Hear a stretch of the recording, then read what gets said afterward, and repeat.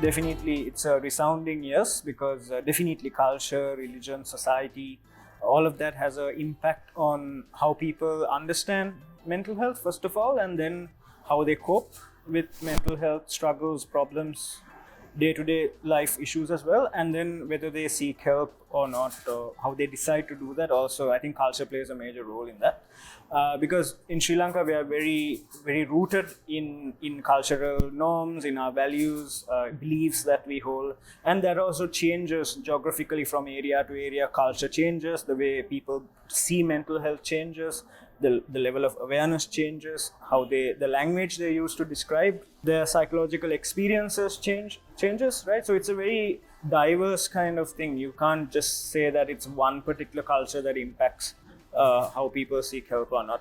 Yes, I have experienced that based on certain religious, cultural, and sociological ideologies, upbringings, teachings. Sometimes the individuals have shown reluctance to approach a mental health professional.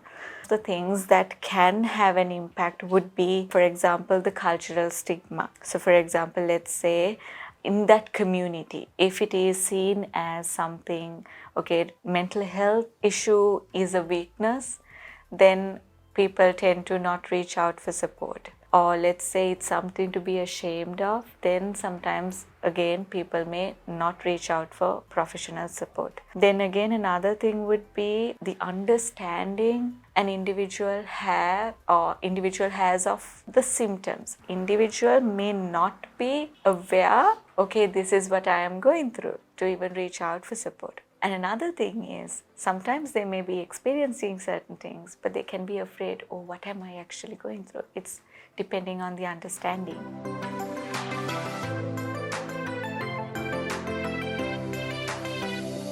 A lot of people prefer, and it's easier and it comes more, I guess, naturally for people to express physiological symptoms than talking about the psychological experiences or emotions that they may be feeling, right? So most of the time when people come in to see a professional, doesn't have to be a mental health professional purpose, but it could just be a medical doctor at a primary care setting in Sri Lanka. A lot of people would complain of various physiological symptoms like various aches and pains, all sorts of other sensations that they're feeling. And a lot of the time, that would be so much more accepted in our culture and society, where that is given importance, that is given the prominence that it should be given, and care is often offered quite quickly. But so whereas the family and people around the person also would find it more easy to understand than if they did talk about emotional experiences or feelings. The local languages, especially Sinhalese and Tamil, don't really support people to express their emotional experiences, because the words and the vocabulary in the language is quite, it can be a little technical sometimes, or it can also be a little too much for someone to really express how they feel, because the words are so little, but also the words are quite sometimes complex to use. Something that we overlook a lot is how the culture of the medical professional, the mental health professional, the counselor, the psychologist would impact whether someone wants to seek help or not, right? Because if person A is coming from one particular cultural background, religious background, societal background, and the person who's treating them or person who's helping them comes from a very different cultural background, there'll always be a little bit of a disconnect unless the mental health professional or the doctor, whoever it is very culturally competent and aware and educated. So that would also, I think, act as a barrier for people to seek help, because there's always this question, would this person really get me? Would this person really understand?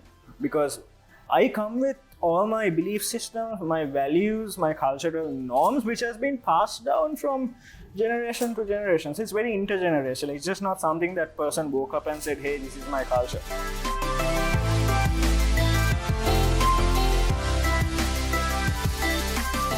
We also have to acknowledge that society, culture, adversity that happens in our day-to-day life, things like poverty, war, which Sri Lanka has seen a lot of, also has a really big connection to whether people develop mental health issues, the meaning people give to their illness or their symptoms. So, for example, is this something that should be taken seriously? Is it real?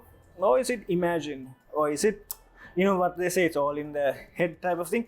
Because I think a lot of the time in our country and in our society, and I think in a lot of other parts of the world as well, we see this big disconnect between the brain/mind and the body. So again, we see our brain as a very sort of separate entity. It's something that is floating around somewhere, whereas the rest of the body is like rooted in the ground, and we are very aware of that. But what is invisible to the outside, what we can't see, then we ask this question, is this really real, or is this person just imagining it? Is it even valid?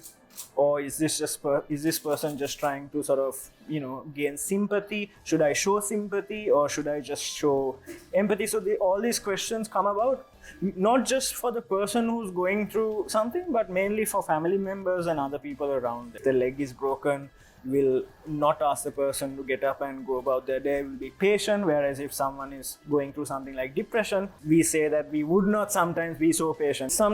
We sometimes find the whole mind, the brain, and the psychological experiences to be a little alien from the rest of our day-to-day experiences.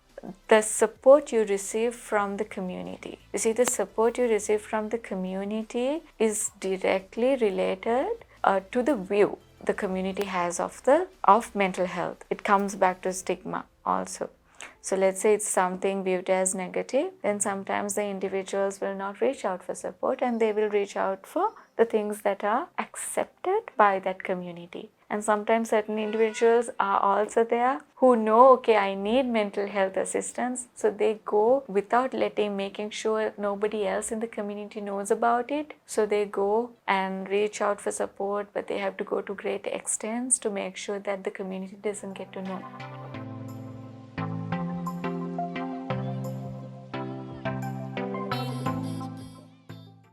Yeah, I have, and I'm not just in my practice, but when I've sort of been traveling around the country doing work, I've mostly come across this, not just Shanti Karma and Thovil, but all sorts of other things like exorcisms, religious sort of practices people do.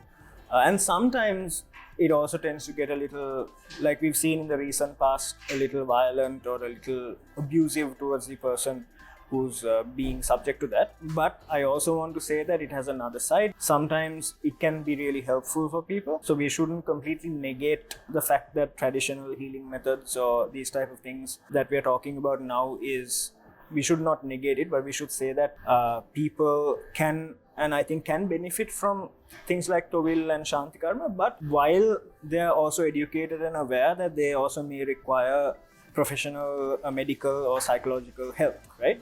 So I think it's about creating a balance. So I think, yes, this plays a role also in preventing people from getting help early on, especially for conditions like schizophrenia, because we all know that the earlier treatment is given, the better the outcomes. Therefore, if Shanti Karma or Thovil or whatever they would do is done alongside getting professional help, then I think that is completely okay.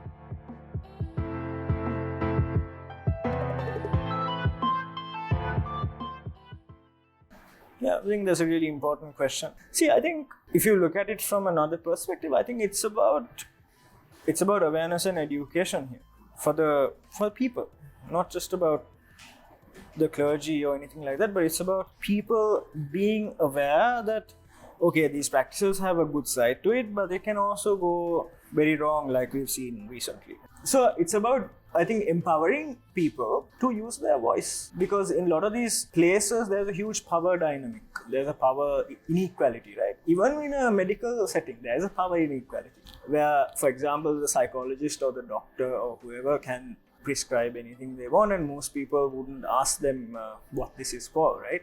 Even we don't do it sometimes, we just go and take what the doctor says. So I think it's about giving people a voice to question these things, not to say don't believe in them or don't do them, because that's not up to us to say, but it's about asking questions. So then I think that is one way to prevent people from being harmed or abused in these situations, because we know there are a lot of abuse that happens in these kind of practices.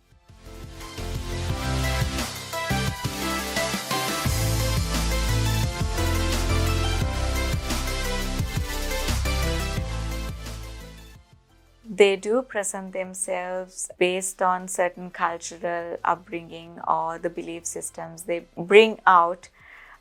So some of the symptoms do come out through that as well. So as professionals, so it's always good we also have an understanding of about our culture, our religions or different religious teachings. So I think as professionals, it's something we also should do. Then it's easy to build the rapport, and I think it's necessary acknowledging these belief systems and cultural norms or traditions, all of these things, while respecting and acknowledging them, bringing in the mental health aspect to it, that brings more reciprocity from the other end. Even for therapy, there are individuals who come and talk about how the religious aspects helps them, even praying, going to the temple or going to the church, how it helps them to relieve of some of those discomforts they're going through. So I think when somebody comes with that, I think it's good to acknowledge it and respect that at the same time. There are certain cases where somebody can go to the extreme extent. In our country, we may have seen, like even in certain communities, individuals sometimes are comfortable going to their community leaders or the religious leaders. Sometimes they are the first people they reach out to. I think if these religious leaders or the community leaders, if they can work in tandem with mental health professionals, I think we can bring out a more holistic care for the individual who is seeking out support. Because sometimes these religious leaders or the community leaders, they are more insightful into that individual's matter or what that individual is going through.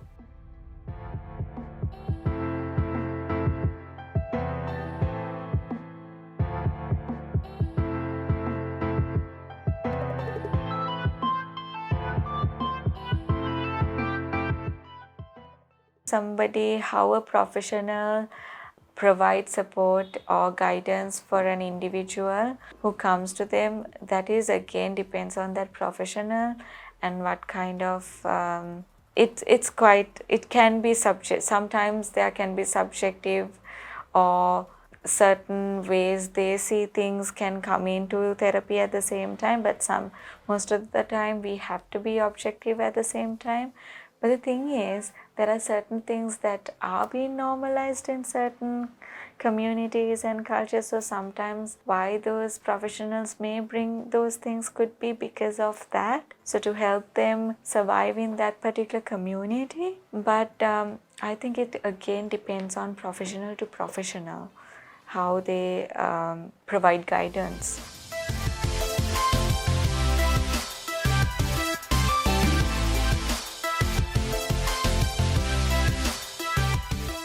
Yes, so there are moments that it is difficult because of certain cultural beliefs or the beliefs within that community.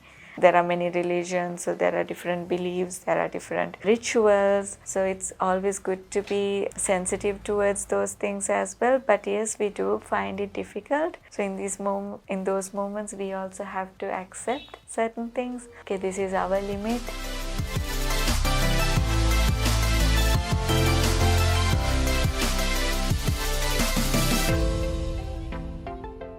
I think compared to before, years back, I think it has improved. But still there needs to be a lot of work to be done with regards to awareness. To what extent that can have an impact on an individual. What kind of symptoms, what are the things an individual is going through.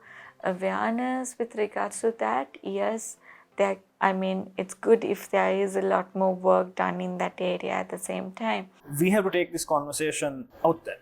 Agala or Anuradhapura or Ampara, where would they get information about these things, about how to cope with COVID?